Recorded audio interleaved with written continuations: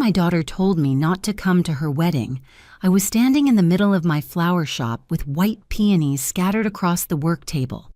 Those flowers were for her ceremony. I had paid for every single one of them. At first I thought I misheard her, but Lauren's voice stayed steady on the phone. "Mom, it would just be better if you skipped the wedding." I looked down at the invoice in my hand, the one with my credit card number on it, and suddenly realized something that hurt more than the words themselves. My own daughter had erased me from the very day I had spent years helping her build. Before I tell you what happened next, take a moment to like the video if you've ever done something for family that they never truly understood. And if this story touches you in any way, subscribe to the channel so you don't miss the rest of it. I'm also curious, where are you watching from today, and what time is it there right now? Let me know in the comments. Sometimes the stories that connect us travel farther than we ever expect, because what happened after that phone call changed my relationship with my daughter forever. The day Lauren told me not to come to her wedding, I stayed in the flower shop long after closing.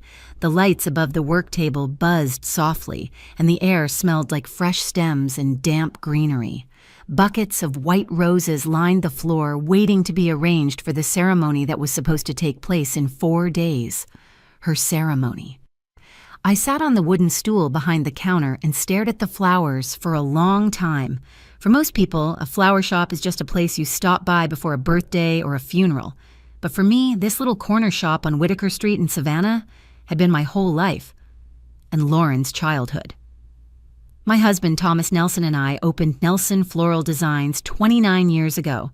Back then, it was nothing more than a narrow storefront with cracked tile floors and a crooked wooden sign that Thomas insisted on painting himself. The paint dripped down one corner of the N, and I teased him about it for years, but he always said the same thing. "People don't come here for perfection. They come here for heart."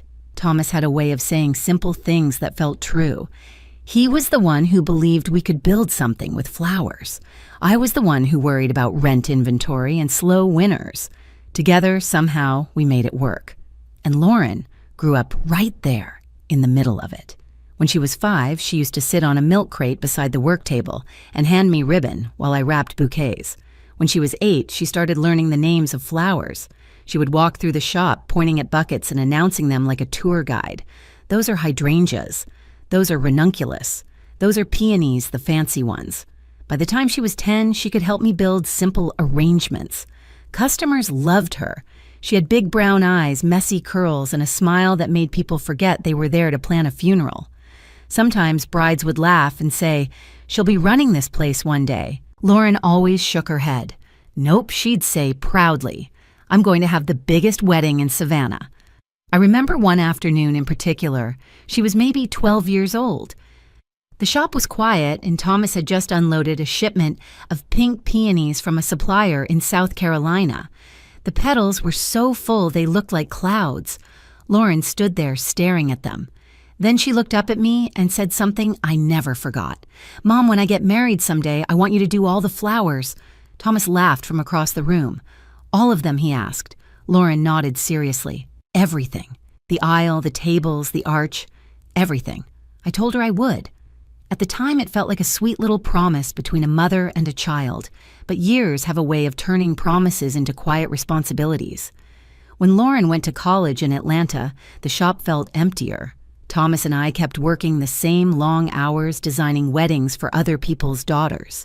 Every time I built a bridal bouquet, I found myself imagining Lauren walking down the aisle someday.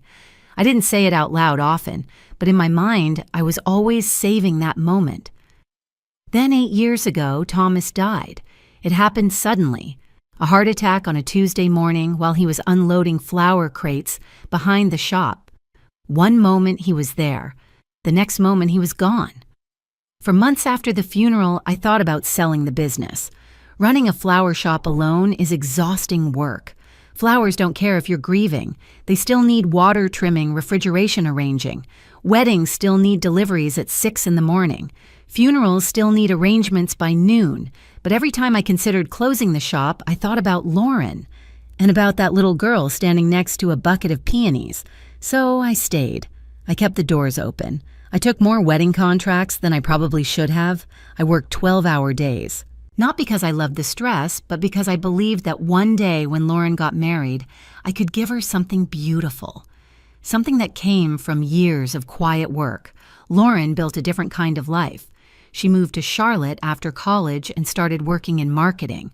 She was good at it too, ambitious, confident.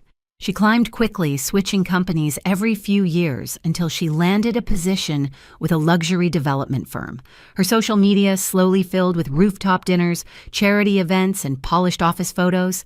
I was proud of her, even when the distance between our lives grew larger. When she called me one evening 2 years ago and said she had met someone named Ryan Caldwell, I could hear the excitement in her voice immediately. "He's amazing, Mom," she said. "What does he do?" I asked. "He works in real estate development. His family's company builds properties in Charleston." I didn't think much about the wealth part. I just listened to the way she talked about him, the way people sound when they believe they've found the future. I met Ryan 6 months later at a small restaurant in Savannah. He was tall, polite, and dressed like someone who had never worried about paying a bill. He shook my hand firmly. "Mrs. Nelson," he said, "Lauren's told me a lot about you." The dinner went well enough. But there was a moment I still remember clearly. Ryan asked about the flower shop. Lauren answered before I could. "My mom runs a small boutique floral business," she said quickly. Something about the way she phrased it felt careful. Ryan smiled politely. "That's great," he said. But the conversation moved on almost immediately. I didn't think too deeply about it then. Parents are good at ignoring the small moments that feel slightly off. You tell yourself you're imagining things, that the distance between adult children and their parents is normal. A year later, Ryan proposed. Lauren called me the moment it happened. She was crying, laughing, talking so fast I could barely follow. And when she finally paused long enough to breathe, she said something that made my chest warm. "Mom, you're doing the flowers." I smiled. "Of course I am." Over the next several months, I began designing her wedding. The venue was a garden estate outside Savannah. Elegant, sprawling, perfect for outdoor ceremonies. Lauren wanted white peonies, garden roses, eucalyptus, and soft greenery everywhere. I sketched designs late at night. I ordered flowers from my best suppliers. I even turned down other wedding clients so I could focus on hers. The invoices were large, larger than most brides could afford, but I didn't mind, because this was my daughter. And every time I pictured her walking down the aisle surrounded by flowers I had arranged with my own hands, it felt worth it. Which is why sitting alone in the quiet flower shop that night after her phone call, I couldn't stop staring at the buckets of peonies. They were exactly the kind Lauren loved as a little girl, soft, full, perfect, and somehow they were meant for a wedding I wasn't allowed to attend. The first time I realized something was changing between Lauren and me, it didn't feel like a dramatic moment. It felt small, almost forgettable. Looking back now, I can see it clearly. But at the time, it was just one of those quiet things parents push aside because they don't want to make a problem where none exists. It started about 6 months after Ryan proposed. Lauren called me one afternoon while I was trimming hydrangeas in the back room of the shop. "Mom," she said casually, "I'm going dress shopping this weekend." My face lit up immediately. "Oh, that's wonderful. When do you want me there?" There was a pause. Not long, just long enough to feel strange.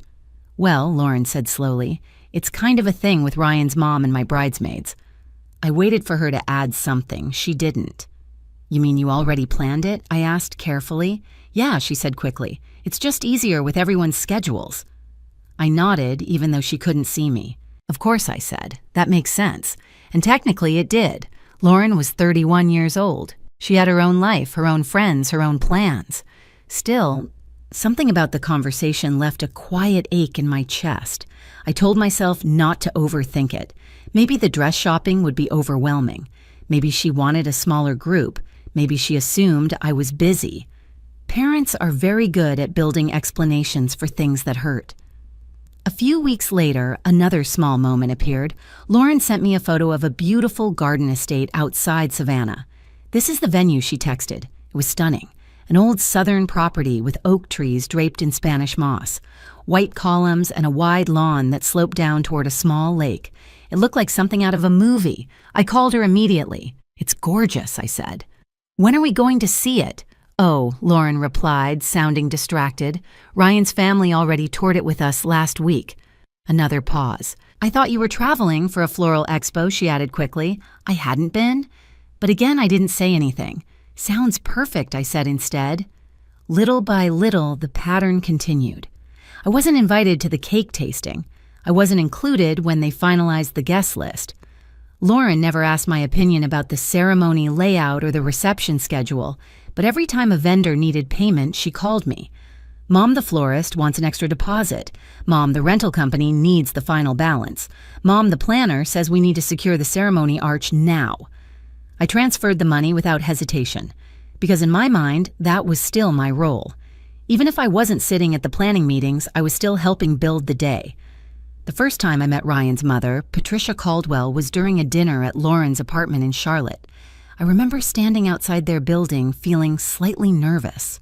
Not because I was meeting my daughter's future mother-in-law, but because Lauren had spent the entire week beforehand reminding me how important the evening was. "Ryan's mom is very particular," she had said. "She likes things done a certain way." I didn't know exactly what that meant, but I wore my nicest navy dress and a pearl necklace Thomas had given me years earlier. When Patricia Caldwell walked into the apartment that night, she looked exactly like the kind of woman who belonged in magazines about Southern society. Perfectly styled silver hair, tailored cream jacket, diamond bracelet that caught the light every time she moved her hand. She hugged Lauren warmly. Then she turned toward me. "And you must be Margaret," she said. Her smile was polite, measured, the kind of smile people use when they're being friendly out of obligation. "It's lovely to meet you," I replied. We sat down for dinner a few minutes later. Ryan had ordered food from a high-end Italian restaurant, and Lauren had carefully arranged candles and wine glasses across the table. The conversation began easily enough. Patricia talked about Charleston, about the Caldwell family's development projects, about the charity events she organized every spring. Then halfway through dinner, she asked the question I had been expecting. "So Margaret," she said, setting her wine glass down gently, "Lauren mentioned you run a flower business." "A shop," I said with a small smile. "Nelson Floral Designs? It's in Savannah." Patricia nodded. "A boutique shop?" "Something like that." She tilted her head slightly. "And how long have you had it?" "Almost 30 years. There was another small pause. "Oh my," she said, then she gave a soft laugh. "That must keep you busy." I couldn't quite explain why her tone made the room feel colder, but I felt it. Lauren must have noticed too, because she immediately jumped in. "Mom's arrangements are amazing," she said quickly. "Some of the best weddings in Savannah use her." Patricia nodded politely again. "Well, that's very nice."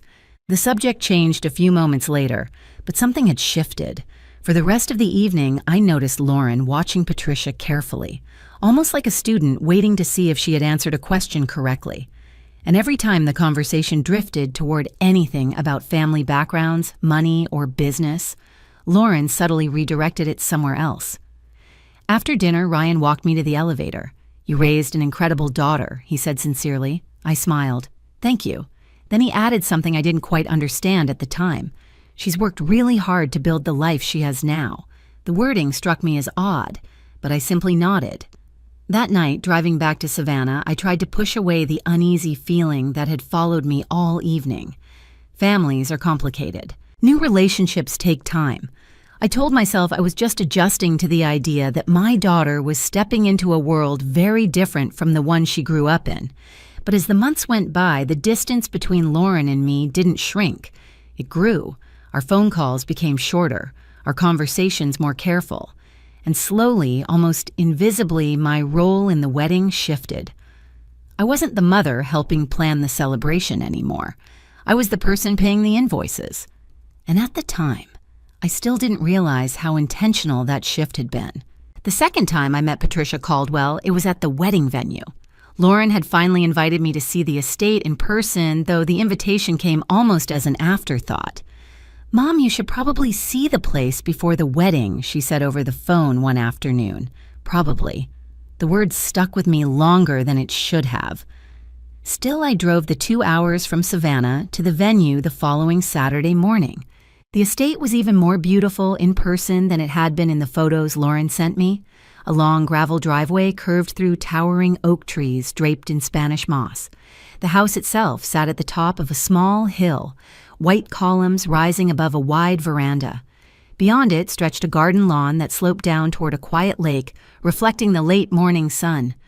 It was exactly the kind of place brides imagine when they picture a perfect southern wedding. And standing there in the middle of it, I could already see the arrangements in my mind. White peonies lining the aisle, soft eucalyptus garlands across the ceremony arch, clusters of garden roses around the reception tables. Flowers have a way of speaking to me like that. Even in an empty space, I can see what they will become. Lauren was already there when I arrived. She stood near the veranda with a clipboard in her hand, talking with a woman I assumed was the wedding planner. Her hair was pulled back in a sleek ponytail, and she wore a tailored white blouse and beige trousers that made her look more like a corporate executive than a bride planning her ceremony. When she saw me walking up the path, she smiled, but the smile didn't quite reach her eyes. "Mom," she said, giving me a quick hug. "You found the place." "Of course I did," I said, glancing around the property again. "It's stunning." She nodded. "Ryan's parents fell in love with it immediately." I noticed the phrasing again. Ryan's parents, not we, not I. Before I could ask anything else, another familiar figure approached from the side garden. Patricia Caldwell. She walked across the lawn with the same composed elegance I remembered from our dinner in Charlotte. "Margaret," she said warmly, "so glad you could make it."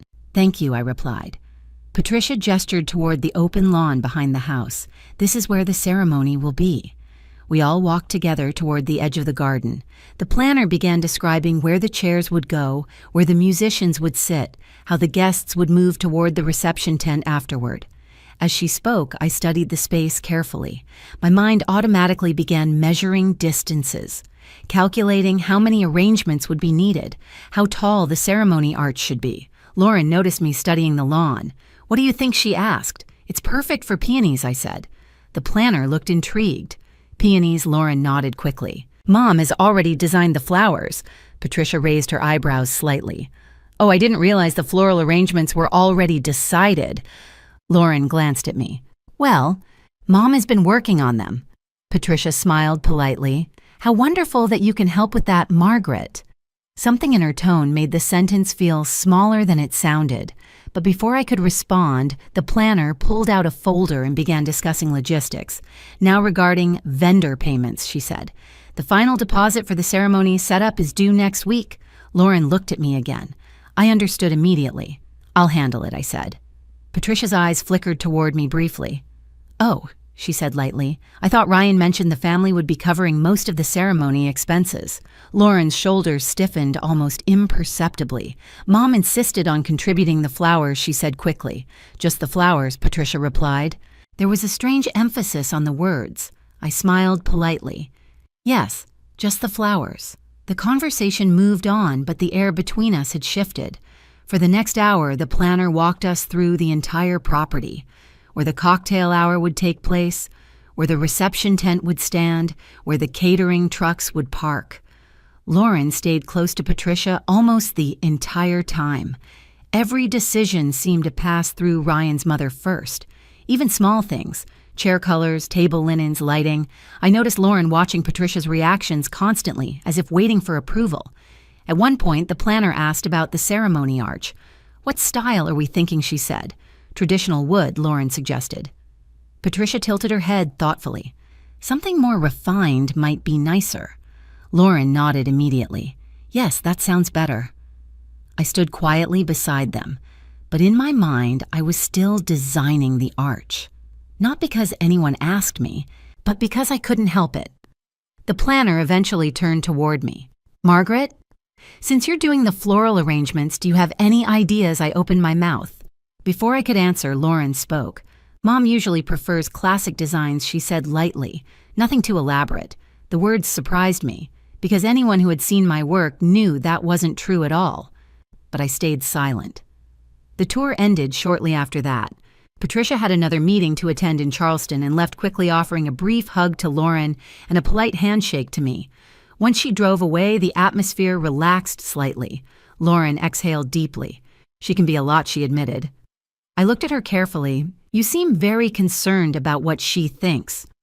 Lauren shrugged. It's important to Ryan and to you. She hesitated. Mom, their family is very respected in Charleston. The way she said it felt rehearsed, like something she had repeated to herself many times. We walked slowly back toward the house. For a few minutes, neither of us spoke. Then I asked a simple question. How are the wedding contracts being handled? Lauren looked surprised. What do you mean? The payments, I clarified. The planner mentioned deposits. Oh, she said quickly, Ryan's family has a system for those things.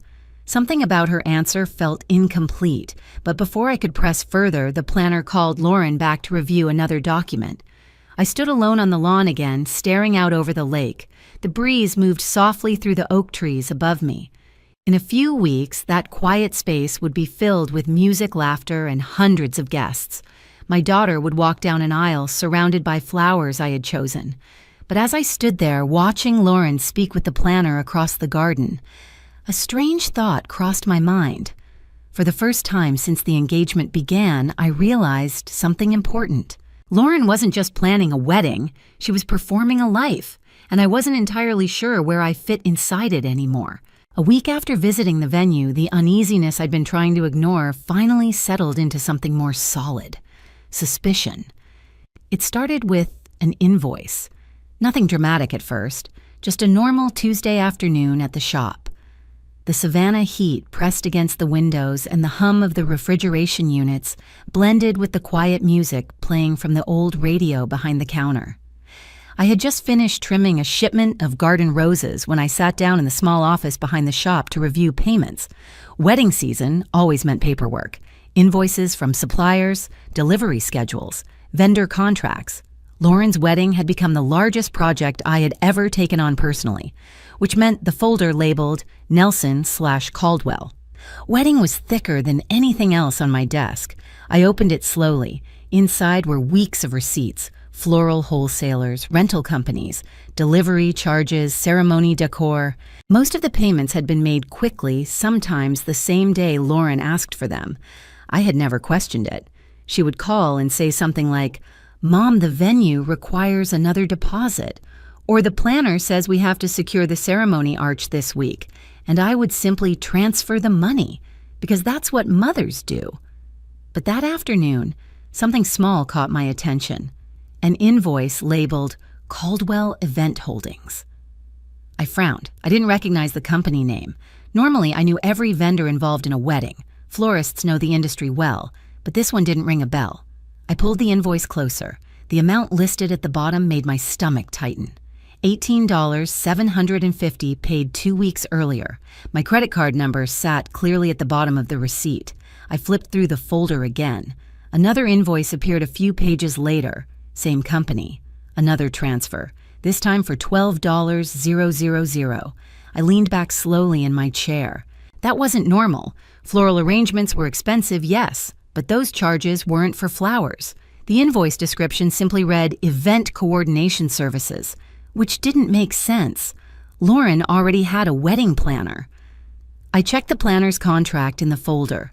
Her name was Madeline Grace Events, and her payment schedule had already been completed weeks earlier. So why was there another coordination company involved? I picked up my phone and scrolled through my messages with Lauren. Sure enough, 2 weeks earlier, she had sent a text. Mom, the venue needs an additional coordination deposit. I'll explain later, but it's urgent. That was the same date as the first payment. Another message appeared a few days after that. Mom, the planner, says we need extra security staffing because of the guest list. That lined up with the second payment. At the time, I hadn't thought twice. Weddings have a way of generating unexpected costs.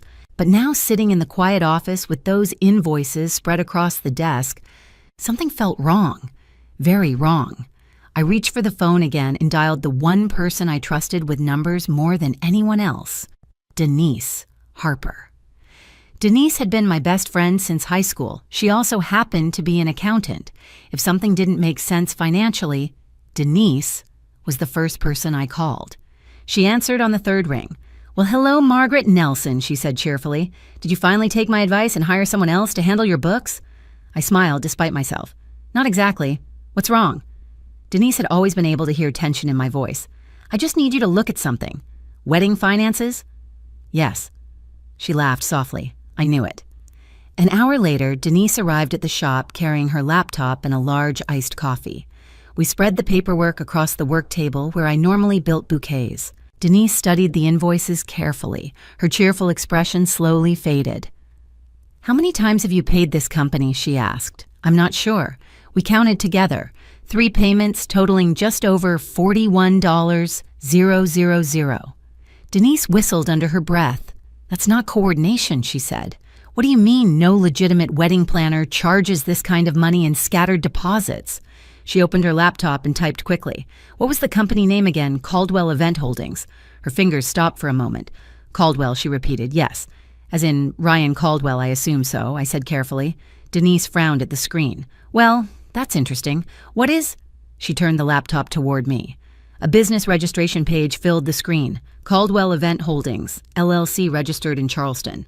Owners listed Jason Caldwell. Gregory Caldwell, I blinked. Jason Caldwell, I asked slowly. According to this, Denise said, pointing to the screen, he's Ryan's older brother. I felt a chill crawl through my chest. I've met Ryan's mother, I said quietly, but I've never heard of a brother. Denise clicked another link. More information appeared. Business filings, property records, a few public financial reports. Denise's eyes narrowed as she read. Margaret? She said slowly, this company isn't a wedding service. What is it? She turned the screen again. It showed several articles from Charleston business journals, headlines about failed development projects, investor disputes, financial losses. The name Jason Caldwell appeared in nearly every article. He's been in trouble financially for a few years, Denise said. My throat felt dry, and my money... Denise didn't answer immediately, but the look on her face said enough. It might not have gone toward the wedding, she said quietly. I stared at the stack of invoices on the table. $40,000. Money I had spent believing it was helping my daughter's wedding. Money that might have been going somewhere else entirely.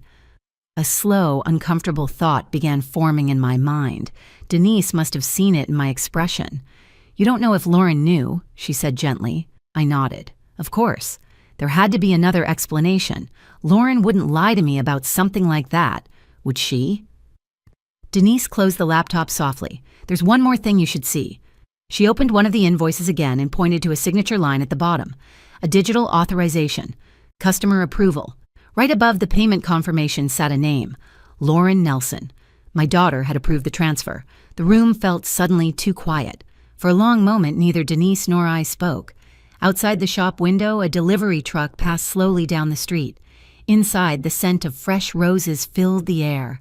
And sitting there at the work table, where I had spent nearly 3 decades arranging flowers for other people's celebrations, I realized something I hadn't been ready to admit before. This wedding might not just be pushing me away, it might be using me. After Denise left the shop that evening, I didn't lock the office door the way I normally did. Instead, I sat there staring at the laptop screen long after the sun had dropped behind the buildings on Whitaker Street. The glow of the monitor illuminated the same document Denise had shown me earlier. Caldwell. Event Holdings. LLC owners. Jason Caldwell. Gregory Caldwell. I read those names again and again, hoping they might somehow rearrange themselves into something harmless, but they didn't. Ryan Caldwell had never mentioned a brother during the dinner we shared months earlier. Lauren had never mentioned him either, and yet somehow tens of thousands of dollars from my bank account had been routed into a company bearing the Caldwell family name. I leaned back slowly in the chair. A dozen explanations ran through my mind. Maybe Jason Caldwell actually did run a legitimate event company. Maybe the payments were normal. Maybe Lauren had simply forgotten to explain. But Denise's expression earlier kept replaying in my memory. She'd spent 20 years reviewing financial records. She didn't get that quiet look in her eyes unless something truly didn't add up. My phone buzzed on the desk. Lauren. For a moment I considered letting the call go to voicemail, but I answered. Hi, Mom, she said quickly. Her voice sounded distracted, almost rushed. Hi, sweetheart. I just wanted to check if you received the invoice Madeline sent. What invoice? I asked carefully. For the rehearsal dinner setup, she said. The planner emailed it this morning. I glanced at the computer again. Another invoice. Another unexpected cost. No, I haven't seen it yet, I replied. Oh, Lauren said. Well, it's kind of urgent. They need confirmation tomorrow. Of course, I said automatically. There was a short pause on the other end of the line. Then Lauren asked something that made my chest tighten slightly. You're still able to cover that, right? Still able, not willing, not comfortable, able. Yes, I said quietly. I can handle it. Great, she replied quickly. Thank you, Mom. I knew I could count on you. Before I could ask anything else, she added, I've got another call starting in a minute. I'll talk to you later, okay? And just like that, the line went silent.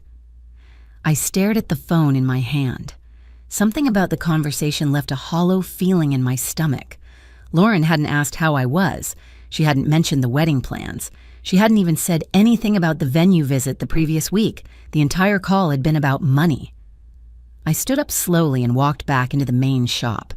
The room was dim now, lit only by the soft glow of the display refrigerators.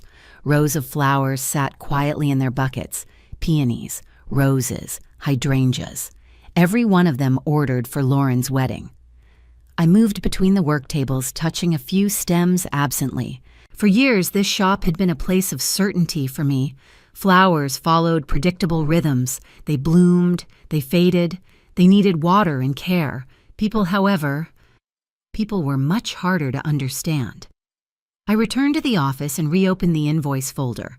If there was something wrong happening here, I needed to know exactly what it was. Denise had already confirmed that the Caldwell Company existed, but there was still one question that mattered more than anything else. Did Lauren know what was happening, or was she being manipulated by someone else? I opened the first payment confirmation again. At the bottom sat Lauren's digital signature, customer approval. The timestamp showed it had been authorized from her email account. I clicked into the email record attached to the invoice. A short message appeared. From Lauren Nelson to Caldwell Event Holdings subject. Payment confirmation approved. Please process the transfer today. That was it. No explanation, no hesitation, just approval. I felt something heavy settle in my chest because that email didn't look like the message of someone confused or pressured. It looked intentional. Still, I refused to jump to conclusions. Lauren deserved the chance to explain. The next morning, I decided to drive to Charlotte. I didn't tell her I was coming. Part of me knew that if I warned her ahead of time, she might cancel the meeting or find another way to avoid the conversation. The drive took 4 hours, long enough for my mind to wander through every possible outcome. Maybe there was a reasonable explanation. Maybe Lauren had simply handled the payments poorly. Maybe the money would be returned after the wedding. But another possibility lingered quietly in the back of my thoughts. One I wasn't ready to accept yet. I arrived at Lauren's apartment building shortly after noon. It was a modern complex near uptown Charlotte, all glass balconies and polished concrete. The kind of place young professionals like to show off in photos. I parked across the street and sat in the car for a moment, watching the entrance, trying to calm the nervous feeling in my stomach. After a few minutes, I saw Lauren walking toward the building. She was carrying a large garment bag, probably her wedding dress. I stepped out of the car. Lauren. She turned immediately. Her expression shifted from surprise to confusion. "Mom," she said, "what are you doing here?" "I was in the area," I said gently. It wasn't entirely true, but I needed to talk to her face to face. She hesitated. Then she smiled. "Well, come upstairs." Her apartment was spotless. Everything looked carefully arranged as if she expected important guests at any moment. Lauren placed the garment bag on the couch. "What's going on?" she asked. I took a slow breath. "There's something I need to ask you about." Her smile faded slightly. "What is it?" I pulled the folder of invoices from my bag and laid it on the coffee table. Lauren's eyes immediately recognized the paperwork. "Mom," she said quietly, "do you know what Caldwell Event Holdings is?" I asked.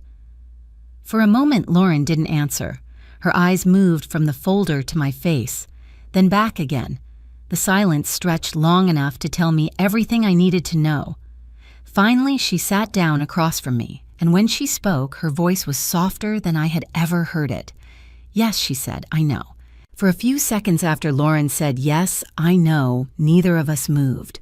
The words sat between us like something fragile that had already been broken. I had come to Charlotte hoping almost desperately that there would be some misunderstanding, that Lauren would laugh nervously and explain that the payments were temporary or mistaken, or part of some complicated wedding arrangement I simply didn't understand. But the look in her eyes told me that wasn't the case. She knew exactly what Caldwell Event Holdings was, and she knew exactly where my money had gone. I lowered myself slowly into the chair across from her. "Then help me understand," I said, quietly.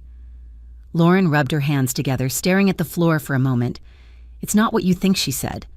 "That's usually the first sentence people say when it is exactly what I think," I replied gently. She flinched.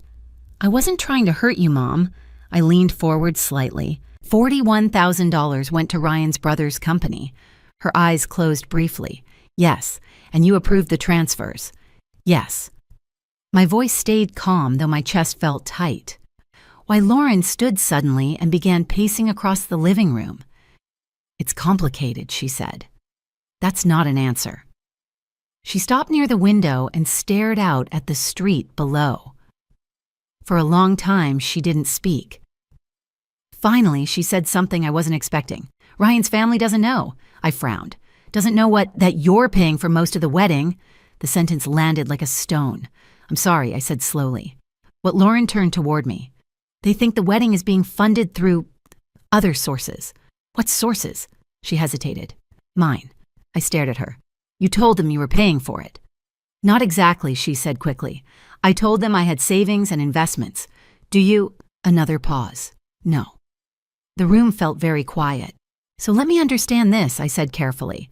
"Ryan's family believes you're paying for the wedding." Lauren nodded slowly.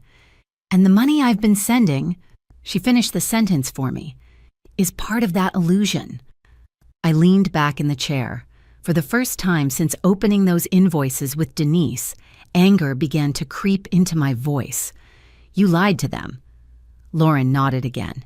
"And you used my money to support that lie." She looked down. "Yes." I pressed my fingers against my temples. "Why would you do that?" Lauren sat down across from me again, this time much closer. "Because of Ryan's family," she said quietly. "What about them? They're different, Mom.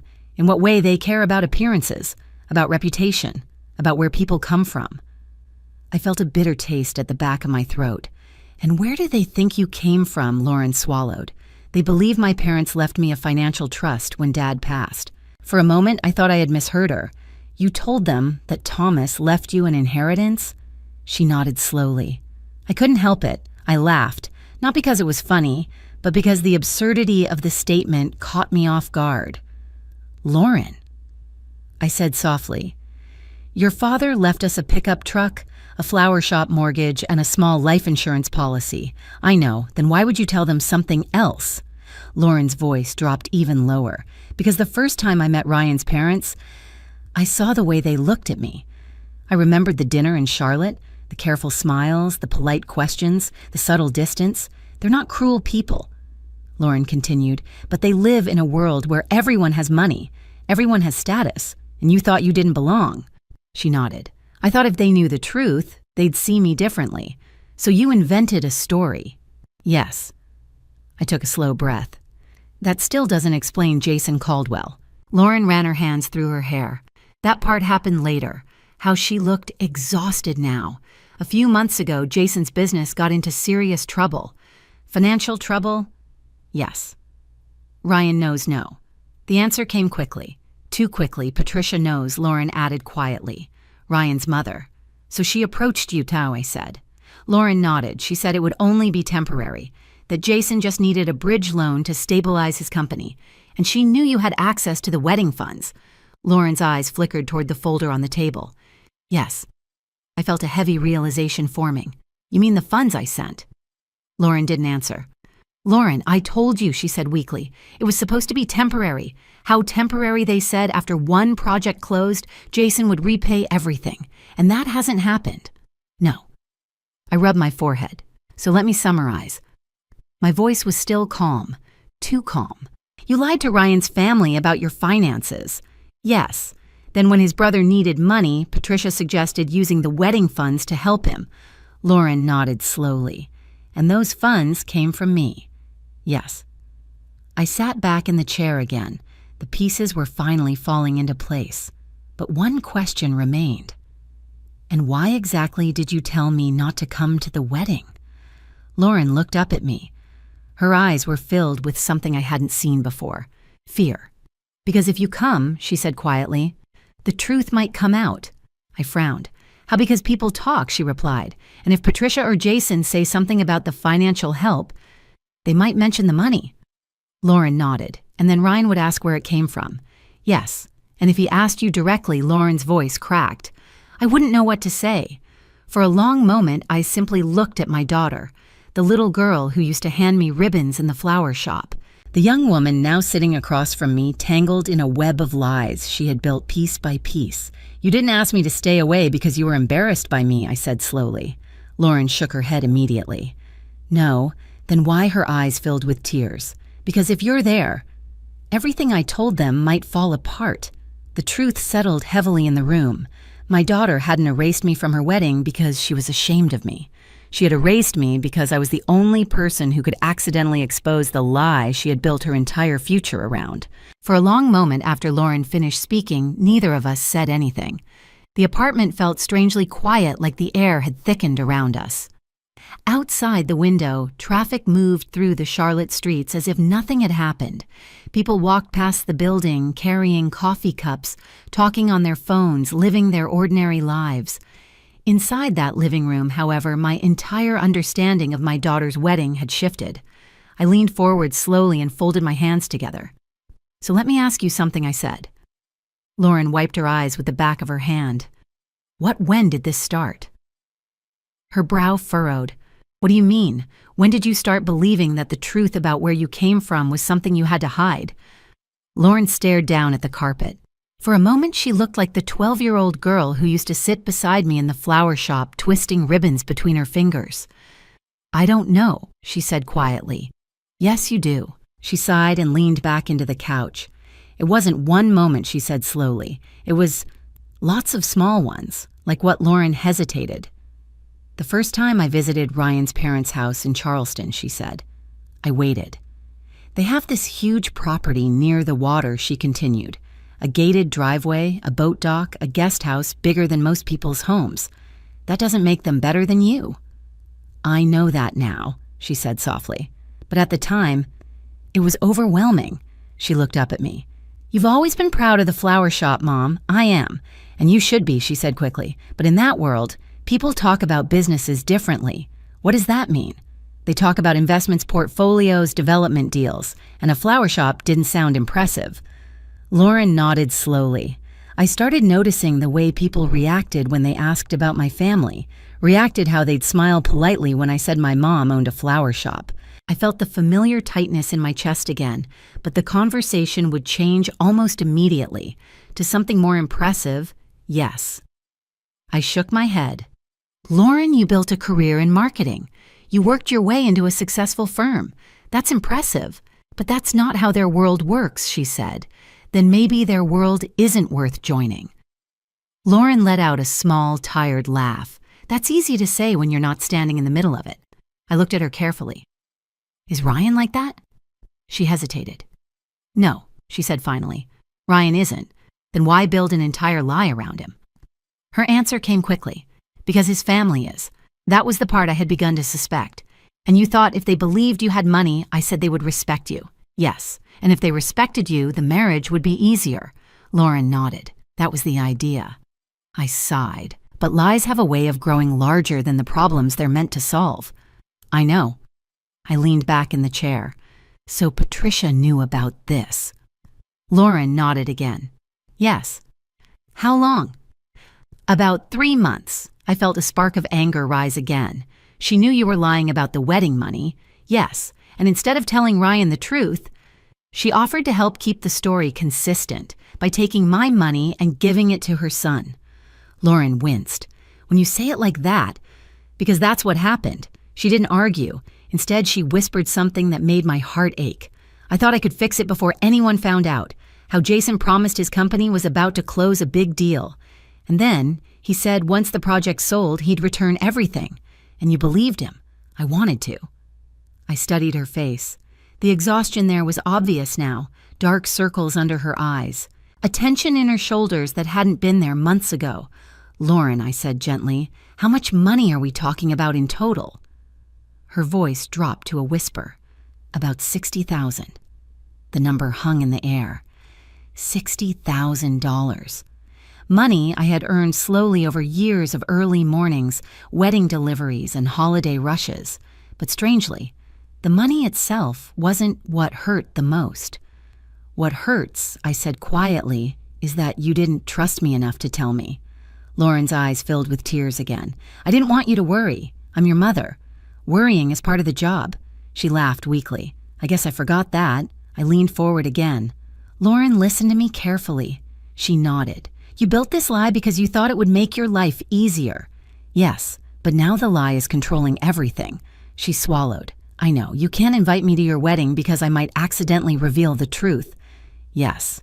"You're sending my money to Ryan's brother to keep Patricia quiet." "Yes. And you're hoping that somehow all of this will magically resolve itself before the ceremony." Lauren looked down. "Yes." I sat there for a long moment. Then I asked the question that had been forming in my mind since Denise showed me those invoices. "What happens if Ryan finds out anyway?" Lauren didn't answer. "What happens?" I continued gently. "If someone mentions the payments during the wedding weekend, her silence told me everything. Finally, she whispered, "Then everything falls apart." I nodded slowly. "Yes, the wedding. Yes, my relationship with Ryan. Yes, my reputation with his family." I studied her face. "And maybe something else too." She looked up. "What your trust with the man you're about to marry?" Lauren's shoulders sagged. "I know." The room fell quiet again. Finally, she looked at me with a desperate expression. "Mom, please." "What?" "Just stay away from the wedding." Her voice shook slightly. "Just for that one day." She leaned forward, gripping my hands. "After the ceremony, I'll figure everything out. I promise." I looked at her, really looked, at the fear in her eyes, at the fragile confidence she was clinging to, at the lie that had become the foundation of her future. And in that moment, I realized something she hadn't yet understood. Avoiding the truth for one more day wasn't going to fix anything. It was only going to make the fall harder. But I didn't say that yet. Instead, I simply asked one quiet question. "Lauren, does Ryan know any of this?" Her answer came immediately. "No." After Lauren admitted that Ryan knew nothing about the money, the apartment fell into a heavy silence. Not the kind of silence that feels peaceful, the kind that feels like a storm waiting just beyond the horizon. Lauren slowly pulled her hands away from mine and leaned back into the couch. Her eyes were red now, but she wasn't crying anymore. She looked exhausted. The kind of tired that comes from carrying something too heavy for too long. "I was going to tell him eventually," she said quietly. "Eventually when I asked." She hesitated. "After the wedding." I nodded slowly. "And you think that would have gone well?" Lauren looked down. "I thought if the wedding was already done, if everything looked perfect, it wouldn't matter as much." Her voice sounded unsure even as she said it. I stood and walked slowly toward the kitchen counter, needing a moment to collect my thoughts. From the window above the sink, I could see the skyline of Charlotte rising in the distance. Tall glass buildings reflecting the late afternoon sun, a city full of people building lives, careers, reputations. It suddenly made sense why Lauren had felt pressure to fit into that world. But pressure doesn't justify deception. I turned back toward her. "Lauren," I said gently, "do you remember the first wedding you ever helped me with?" She blinked. "What?" "At the flower shop," I continued. "You were about 10 years old." She frowned slightly, searching her memory. "The one with the yellow roses?" she asked. I smiled faintly. "That's the one." Lauren nodded slowly. "You let me hold the ribbon while you tied the bouquets." "Yes. And do you remember what happened the day before the ceremony?" She thought for a moment. Then her eyes widened slightly. "The bride found out her fiancé had lied about his job." I nodded. "He told her he owned a construction company, but he was actually just working for one," Lauren said. "Exactly." The memory was still vivid to me even after all those years. The bride had sat in the shop crying while we finished the arrangements. Lauren had watched quietly from the corner. She canceled the wedding, Lauren said softly. Yes, even though everything was already paid for. Yes. Lauren looked confused. Why are you bringing that up? I walked back into the living room and sat across from her again. Because you asked me a question that day. What question you asked why the bride didn't just go through with the ceremony? Lauren's eyes slowly focused on me. What did you say I repeated the same words I had told her when she was 10 years old? I said that starting a marriage with a lie is like building a house on sand. Lauren's shoulders dropped. She remembered. She said she'd always wonder what else he might be hiding, Lauren whispered. Yes, and she didn't want to live with that doubt. Lauren looked down at her hands. For a moment, neither of us spoke. Then she said quietly, "You're saying I'm doing the same thing. I'm saying you're about to marry someone who doesn't know the truth about something very important." She rubbed her forehead. "I know it looks bad. It is bad. I just thought if I could fix everything before anyone found out. You can't fix a lie by adding more lies." Her voice cracked. "I know that now." I watched her carefully. There was something fragile in her expression now. Not the confident marketing executive, not the carefully composed bride-to-be, just my daughter, a young woman who had gotten lost trying to impress the wrong people. "Lauren," I said softly, "what do you think Ryan would do if he knew the truth?" She shook her head immediately. "I don't know, that's not true." Her eyes flickered. "You have some idea." Lauren took a long breath. "He'd be angry," she admitted. "With you?" "Yes. With his family, yes. And with Jason for taking the money." She nodded. "But what scares you most?" Lauren's voice dropped to a whisper. "That he might not trust me anymore. That was the heart of it. Trust. Without it, weddings are just expensive parties." I leaned forward slightly. "You're not just afraid of losing his trust," I said. "You're afraid of losing the life you built around him." Lauren's eyes filled with tears again. "Yes." She wiped them quickly. "I worked really hard to build that life, Mom. I know. I finally feel like I belong somewhere." I studied her face. "Do you belong there if the only way to stay is by pretending to be someone else?" She didn't answer. The silence stretched again. Finally, she whispered, "What would you do if you were me?" It was a simple question, but the answer carried enormous weight. "I would tell the truth," I said. Lauren shook her head immediately. "You don't understand. Then help me. If I tell Ryan now," she said, "the wedding might fall apart. Yes, his family will be furious. Yes, and Jason will blame me for exposing everything. Yes." She looked at me desperately. "That's exactly what I'm trying to avoid." I nodded slowly. "I understand that, but avoiding consequences today doesn't eliminate them tomorrow." Lauren stared at the carpet again. "You always make things sound so simple. They aren't simple," I said gently. "They're just clear." She let out a long breath. "What if I can't fix this?" I looked at her carefully. "You already know the answer to that." She nodded weakly. "Then everything falls apart. Maybe." I leaned back in the chair. "But sometimes things need to fall apart before they can be rebuilt, honestly." Lauren wiped her eyes again. For several minutes we sat there without speaking. Then she said something that surprised me. "Ryan called me earlier today." "Oh, he said he wants to meet you." I blinked.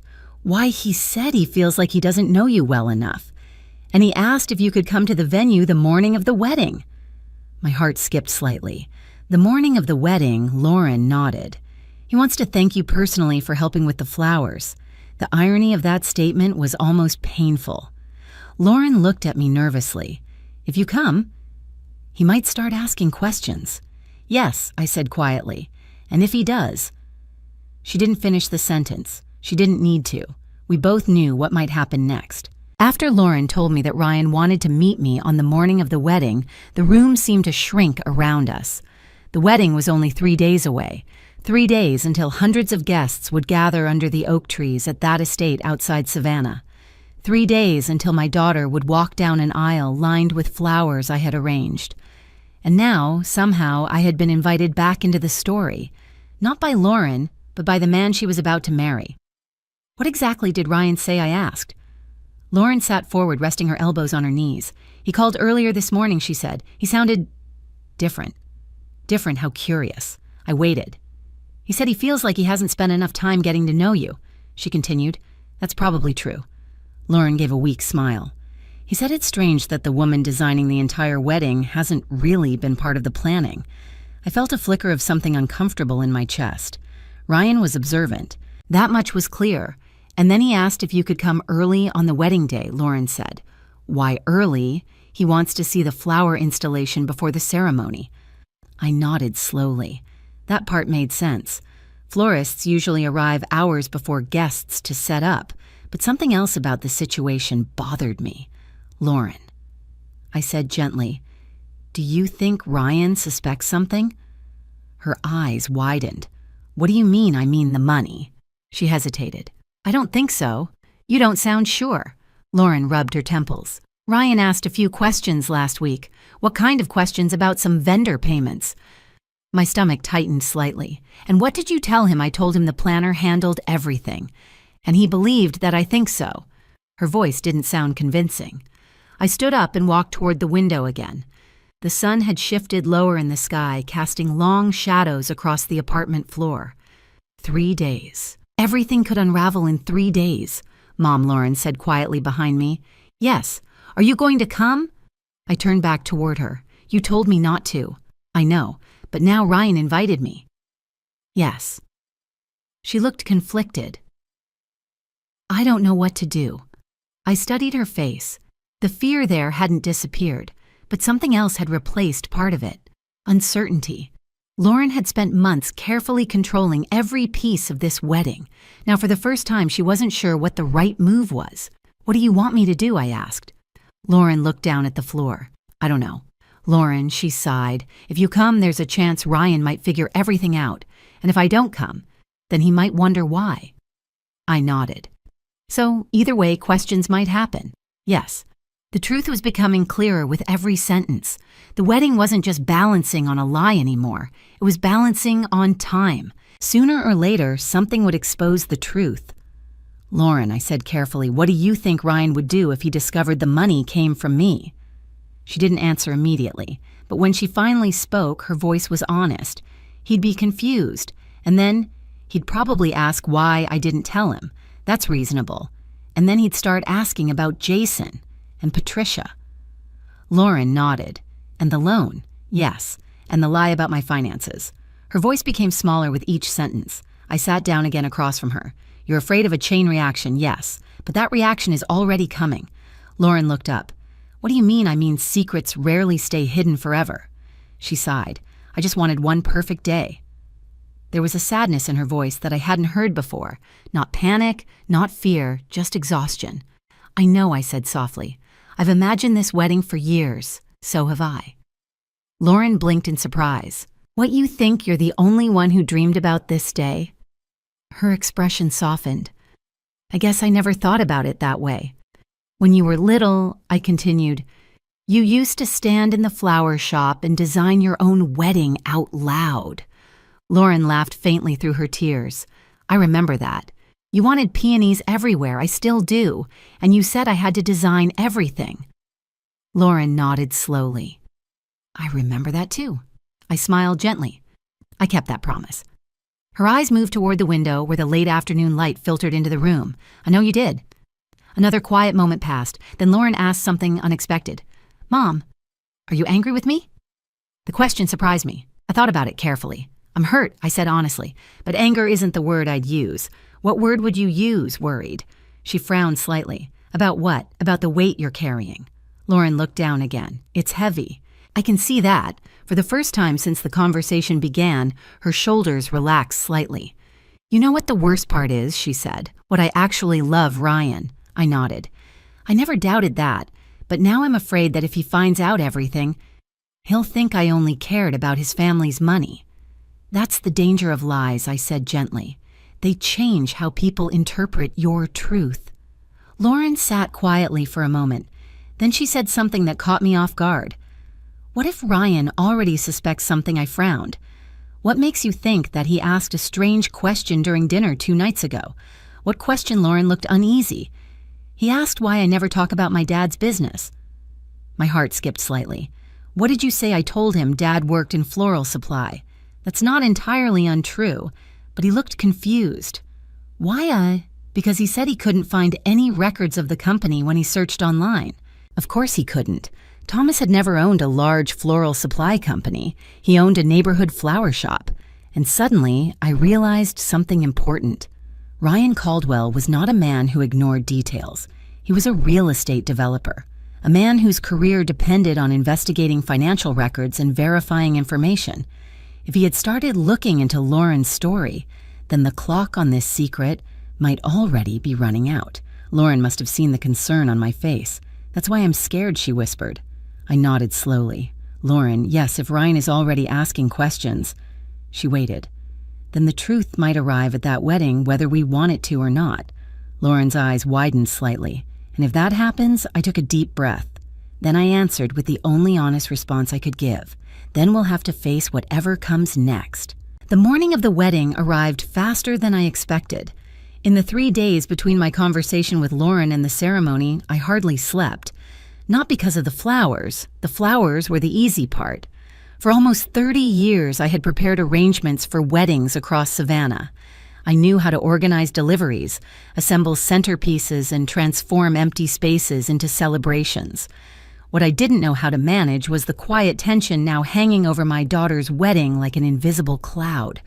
Ryan hadn't called again. Lauren hadn't mentioned our conversation about telling the truth, and the invoices from Caldwell Event Holding still sat unresolved in the folder on my desk. By 6 a.m. on Saturday, I was already loading the delivery van outside Nelson Floral Designs. Buckets of white peonies filled the back of the vehicle. Garden roses, eucalyptus garlands, and delicate sprigs of baby's breath were carefully packed beside them. Every arrangement had been planned weeks earlier. Every bouquet had been designed with Lauren in mind.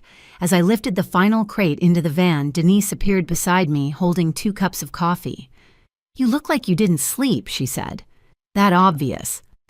She handed me one of the cups. "You've had that expression on your face all week." I took a sip. The coffee was strong and hot. Exactly what I needed.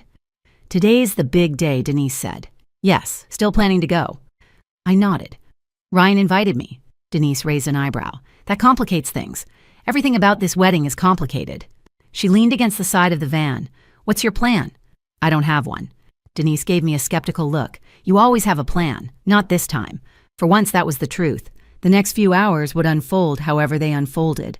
All I could do was show up and do my job. "Call me if anything explodes," Denise said. "I will." With that, I climbed into the driver's seat and started the engine. The drive to the estate felt longer than usual.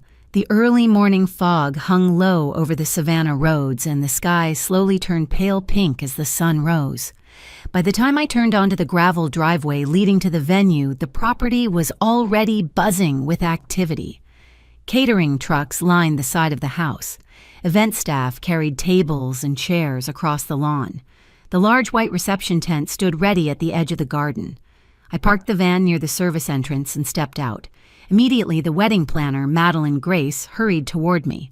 "Margaret," she said with relief. "I'm so glad you're here. Good morning. You're earlier than expected. Florists usually are." She smiled. "Well, we're ready for you." The next 2 hours passed in a blur of work. My assistants arrived shortly after me, and together we began assembling the ceremony arrangements. Peonies lined the aisle exactly the way Lauren had imagined years earlier. Soft eucalyptus garlands wrapped around the wooden ceremony arch. Small clusters of roses decorated each guest chair. As the sun climbed higher in the sky, the empty lawn slowly transformed. It was beautiful. Even I had to admit that. Standing back from the arch, I studied the scene. The white flowers glowed softly in the morning light. Guests would begin arriving in just a few hours. For a moment, I allowed myself to imagine the ceremony as it might have been if none of the secrets existed.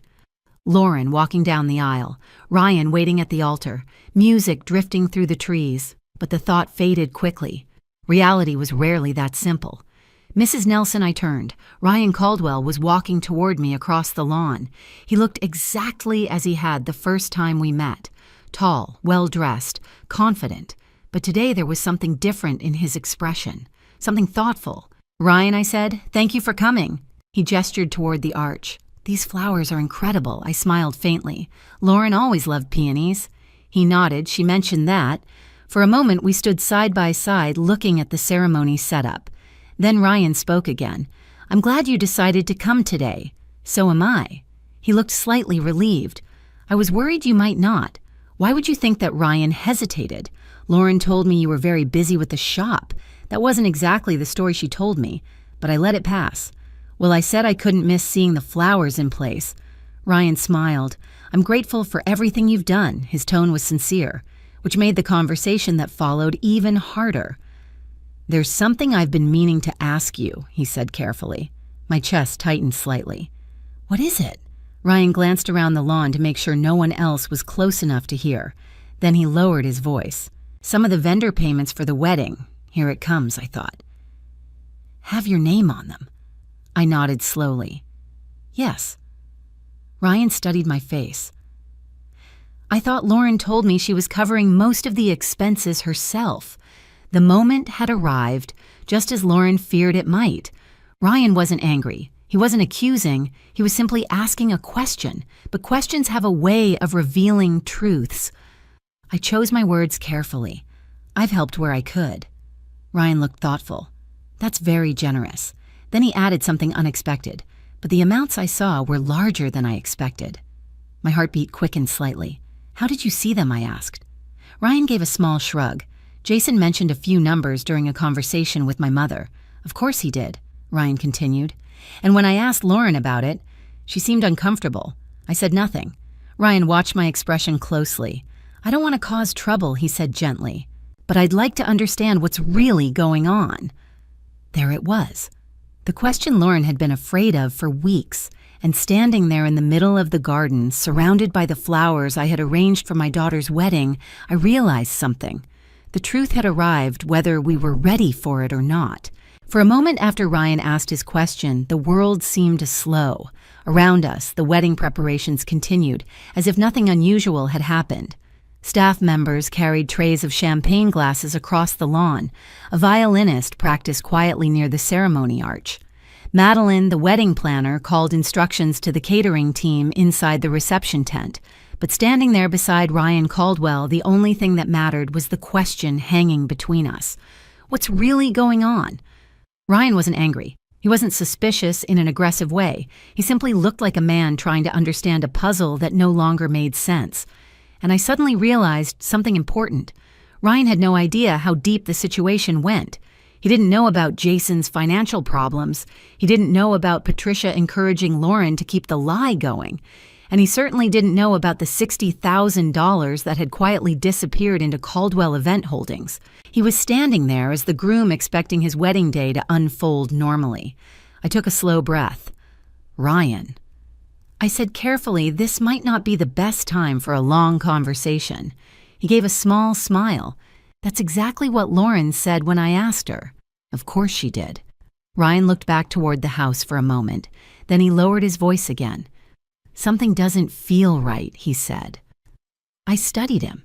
He wasn't accusing me. He wasn't accusing Lauren. He was simply looking for clarity.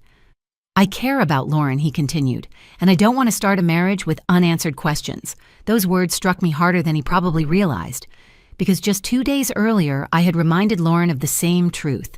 You cannot build a life on a lie. Before I could respond, a sharp voice cut across the garden. "Ryan." We both turned. Patricia Caldwell was walking toward us from the direction of the house.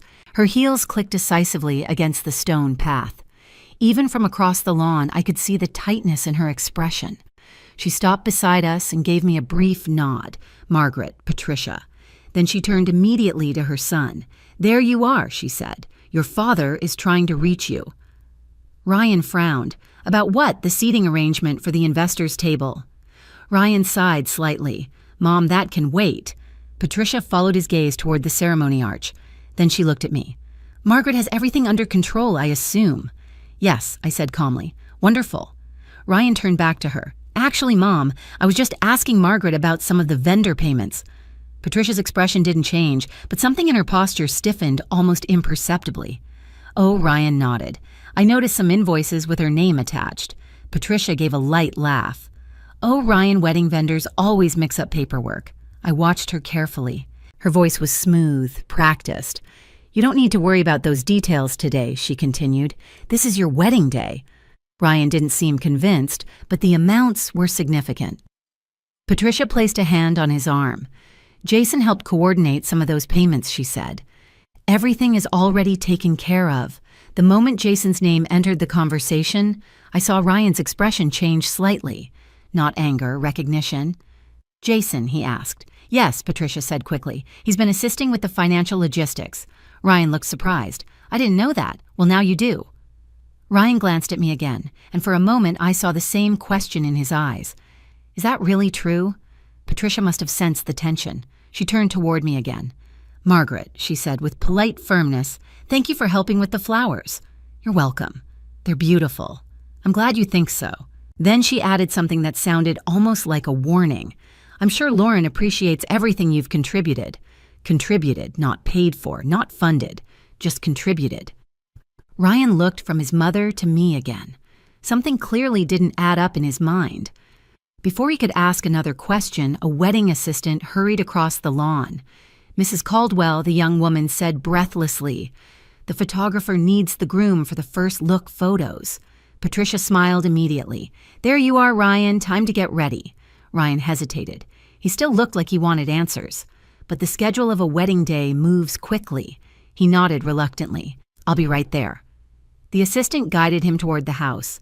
Before he walked away, Ryan glanced back at me one more time. "Thank you again for the flowers," he said. "You're welcome." Then he followed the photographer inside. The moment he disappeared through the doors, Patricia's expression changed. The polite smile vanished. She turned toward me slowly. "That conversation wasn't necessary," she said quietly. I met her gaze. "He asked a question, and you could have avoided answering it." I did. Patricia studied my face carefully. For a moment, neither of us spoke. Then she said something very softly. "You understand that the success of today depends on discretion."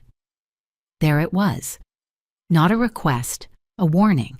"I understand that today is Lauren's wedding," I replied. "Yes, and I understand that lies tend to become more dangerous the longer they last." Patricia's eyes narrowed slightly. "You're implying something. I'm stating a fact." She stepped a little closer. "Margaret, whatever arrangements were made regarding the finances were made using my money." Patricia didn't deny it. Instead, she said something colder. "And your daughter agreed to those arrangements?" "Yes. Then perhaps it's best for everyone if we allow the day to proceed peacefully." I could hear the meaning behind her words clearly. Stay quiet. Let the ceremony happen. Deal with the truth later. But as I looked toward the house where my daughter was preparing to walk down the aisle, I realized something Patricia clearly hadn't considered.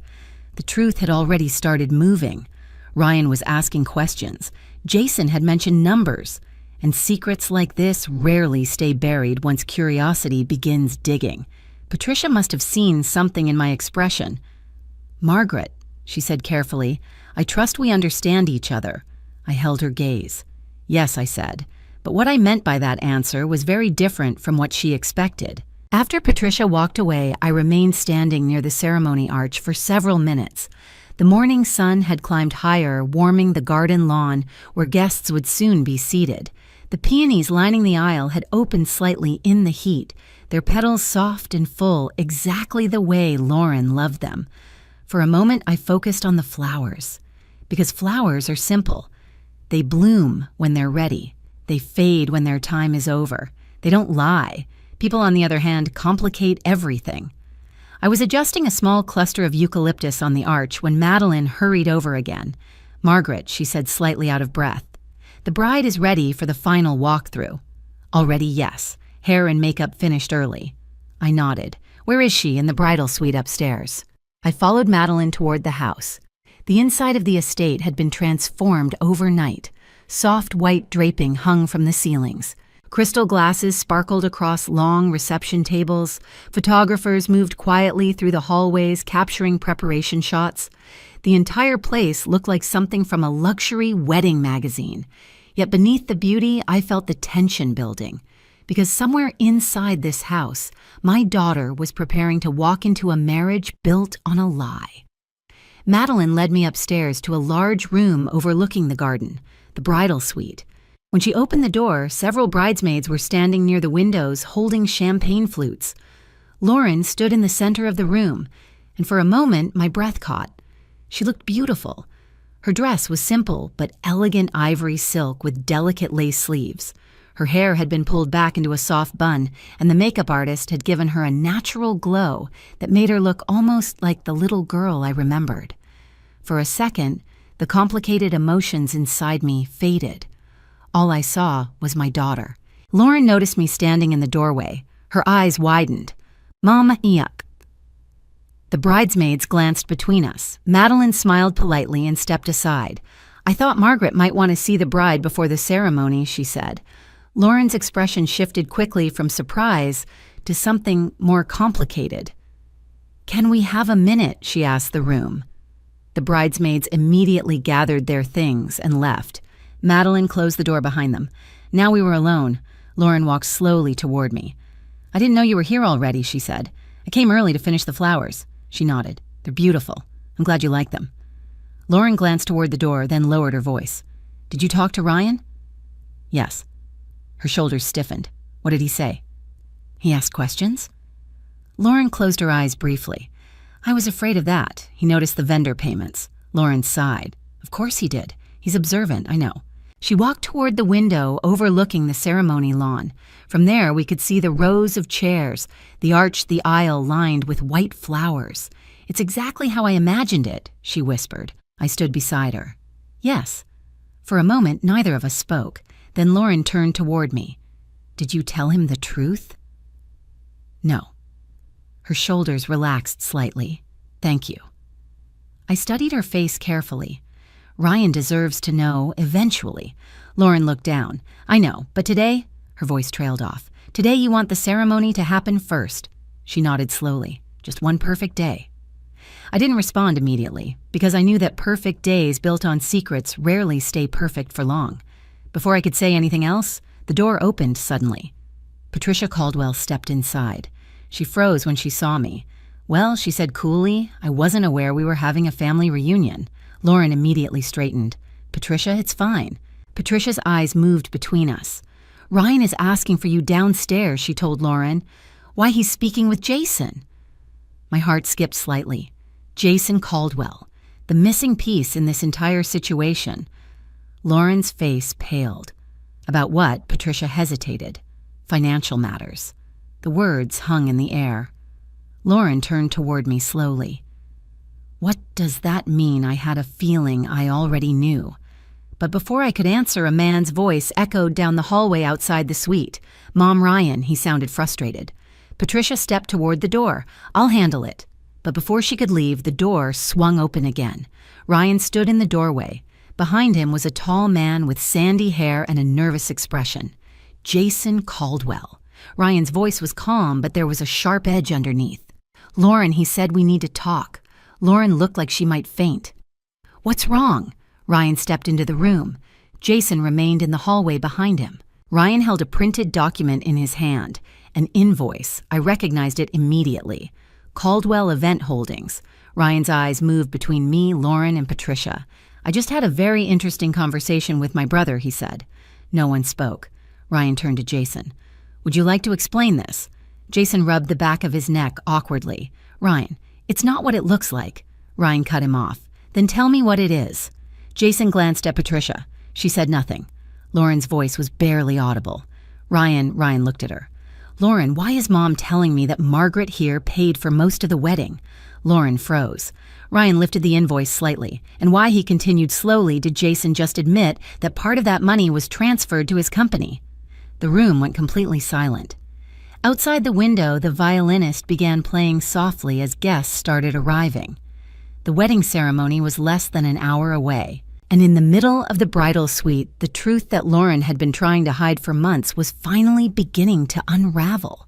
For several seconds after Ryan asked his question, no one in the room moved. The silence felt heavier than any argument. Lauren stood frozen near the window, the ivory skirt of her dress brushing softly against the floor. Jason lingered in the doorway behind Ryan, looking like a man who had just stepped into a storm he couldn't escape. Patricia stood perfectly still beside the dresser, her posture rigid, her expression carefully controlled. Ryan waited. He wasn't raising his voice. He wasn't accusing anyone directly. But the calm in his tone made the moment even more serious. "Lauren," he said again, softer this time, "I need you to explain." Lauren's hands began to tremble. She stopped. Her eyes moved toward Patricia, then toward Jason, then finally toward me. And I saw the moment something inside her shifted. For months she had been trying to hold everything together, the image, the lie, the future she believed depended on maintaining both. But now the pieces were falling apart in front of her. Ryan took a step closer.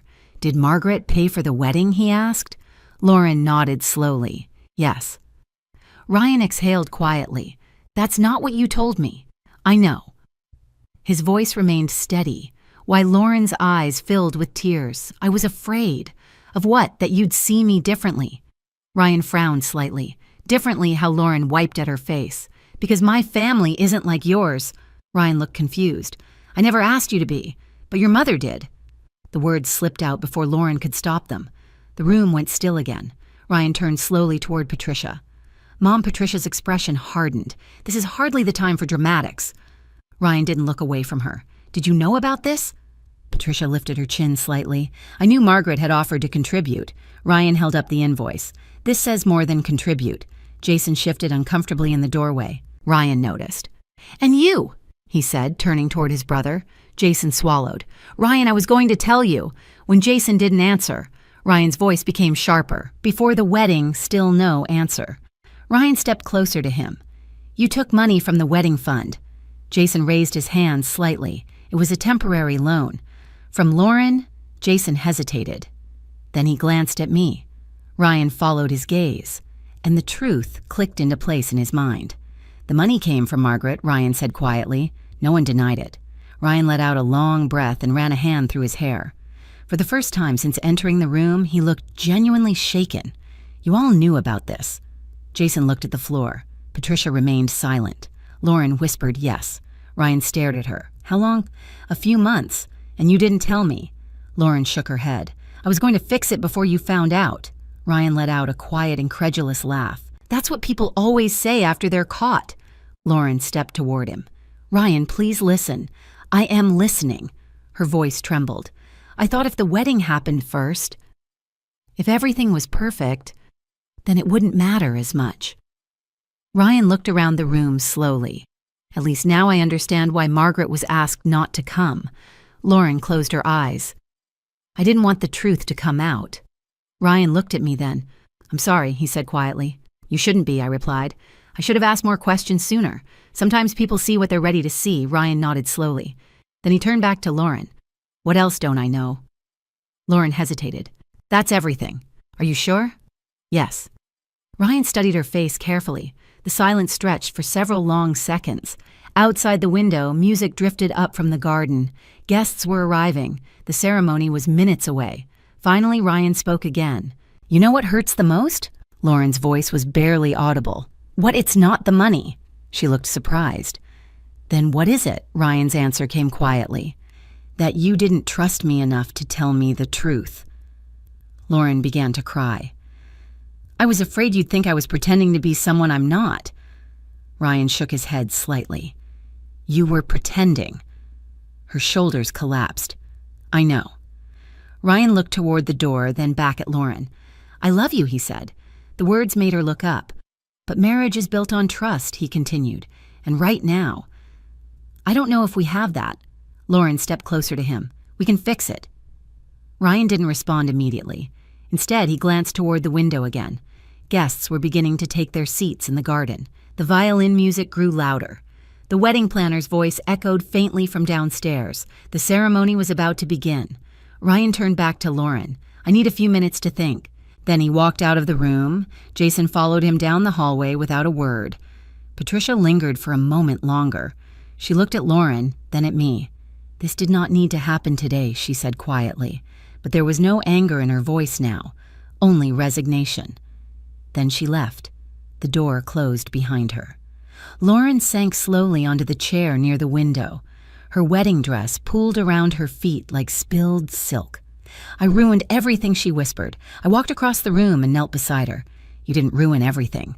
It feels like I did. I placed my hand over hers. The truth did what it always does. What's that? It found its way into the light. Lauren wiped her eyes. What happens now? I looked toward the garden outside. Guests were seated. The flowers were ready. The ceremony arch stood waiting. But the future Lauren had imagined was no longer certain. That, I said gently, is something Ryan has to decide. For several minutes after Ryan walked out of the bridal suite, Lauren and I sat in silence. The music from the garden floated through the open window, soft violin notes drifting upward through the warm afternoon air. The sound was meant to welcome guests to a celebration. But inside the room, the mood felt entirely different. Lauren's hands were still trembling in her lap. Her wedding dress, once perfectly arranged, now looked slightly wrinkled where she had collapsed into the chair. "I don't think he's coming back," she whispered. I didn't answer right away, because I wasn't sure. Ryan had looked deeply shaken but not angry in the explosive way many people might have been. His reaction had been quieter, more thoughtful, and sometimes that kind of silence means a person is thinking very carefully about what comes next. After a few moments, Lauren stood up slowly and walked toward the window again. From where we stood, we could see the entire garden. Guests had already taken their seats in neat rows of white chairs. The wedding planner was moving quickly between them, trying to keep everyone calm while the ceremony's start time quietly passed. A few guests looked confused. Others simply chatted, unaware of the storm unfolding upstairs. Lauren watched them for a long moment. "I spent a year planning this," she said quietly. "I know. I thought if everything looked perfect, my life would finally feel perfect too." I walked over to stand beside her. "Perfection isn't what makes a life meaningful." Lauren laughed weakly. "That's something people say when things fall apart. Sometimes things fall apart because they weren't built in the right foundation." She looked down. "You're talking about the lie." "Yes." Lauren rubbed her temples again. "I never thought it would grow this big. Most lies don't start big. They grow when people try to protect them." I placed my hand gently on her shoulder. "What matters now is what you do next." Before Lauren could respond, the door opened again. Ryan stepped back into the room. Lauren turned immediately. For a moment, neither of them spoke. Ryan looked calmer than he had before. Still serious, but calmer. "I asked the guests to wait a little longer," he said. Lauren's voice shook. "Are you canceling the wedding?" Ryan didn't answer right away. Instead, he walked toward the window and looked out at the garden. "I've spent the last 20 minutes thinking about what marriage actually means," he said. Lauren's fingers twisted together nervously, and Ryan turned back toward us. "It means honesty." Lauren nodded weakly. "I know, and trust." "Yes." Ryan sighed. "The problem is that both of those things were missing today." Lauren's eyes filled with tears again. "I never meant to hurt you. I believe that." Ryan's voice softened slightly. "But intentions don't erase consequences." Lauren wiped her cheeks. "So what happens now?" Ryan took a long breath. "The ceremony won't happen today." The words landed quietly, not dramatic, but final. Lauren closed her eyes. "I understand," Ryan continued, "but that doesn't mean our relationship is over." Lauren looked up in surprise. "It's not." Ryan shook his head. "No." He stepped closer to her. "I still love you." Her shoulders shook slightly with relief and sadness at the same time. "But love isn't enough for a healthy marriage," Ryan said gently. "We need time to rebuild trust." Lauren nodded slowly. "I'm willing to do that." Ryan glanced toward me then. "And I want to thank you, Margaret." "For what?" "For being honest when this situation finally surfaced." I smiled faintly. "The truth tends to surface eventually." Ryan nodded. "Yes, it does." Outside, the music stopped. Madeline must have realized the ceremony wasn't going forward. Guests would soon be informed. Lauren looked back out at the garden. "The flowers are still beautiful," she whispered. I followed her gaze. They were. White peonies lining the aisle. Exactly as she had imagined years ago in the flower shop. "Beauty doesn't disappear just because plans change," I said softly. Lauren turned toward me. "Mom, I'm so sorry." I hugged her carefully, mindful of the delicate fabric of her dress. "I know. I never should have hidden things from you. No. And I shouldn't have let Patricia convince me it was okay." I nodded. "People sometimes make poor choices when they're trying to impress others." Lauren wiped her eyes again. "I don't want to be that person anymore." Ryan watched quietly as we spoke. Then he said something that surprised both of us. Maybe today was exactly what needed to happen. Lauren frowned slightly.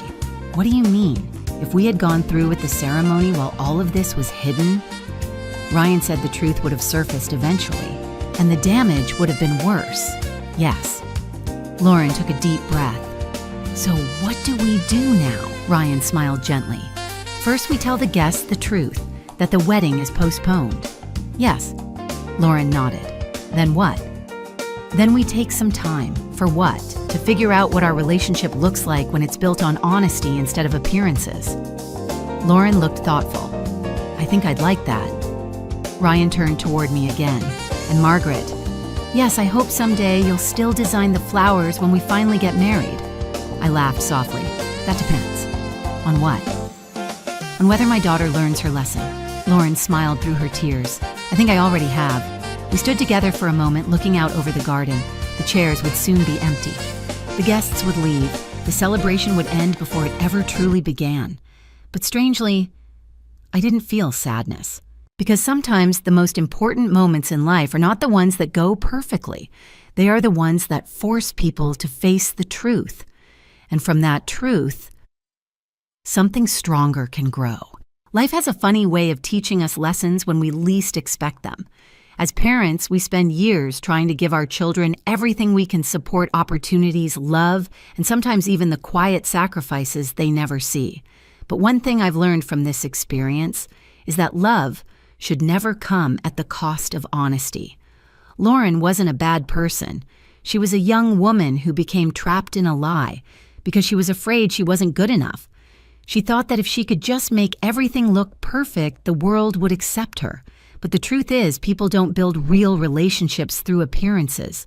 They build them through trust, and trust can only exist when the truth is allowed to live in the open. Sometimes, the bravest thing a person can do isn't walking down the aisle. Sometimes, it's stopping before the ceremony begins and admitting that something needs to change. If you've ever been in a situation where the truth was hard to say but necessary to hear, I'd love to know your thoughts. Do you think Ryan made the right decision by postponing the wedding? And if you were in his place, would you have done the same? Let me know in the comments where you're watching from and what time it is there right now. I always love seeing how far these stories travel, and if stories like this remind you of the complicated beauty of family relationships and second chances, don't forget to subscribe so you don't miss the next one. Sometimes the hardest stories to tell are the ones that teach us the most.